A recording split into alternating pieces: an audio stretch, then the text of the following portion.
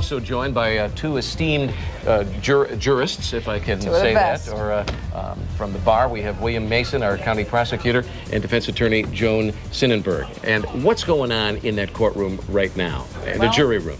Well, there's a lot of speculation right now. Of course, we can assume that they have made a decision and that they're waiting to render that verdict, but there's been nothing but speculation up until now.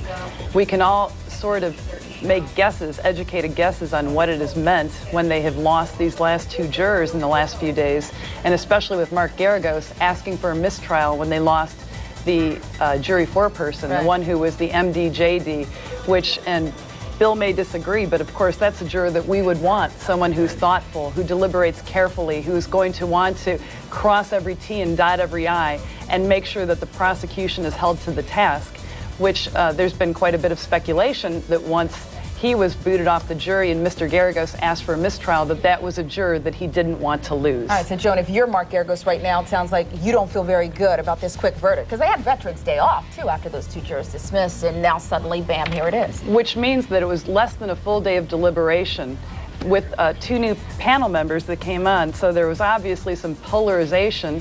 Then we had two new people come on, and with less than one full day of deliberation, they returned a verdict. So they reached a pretty quick consensus.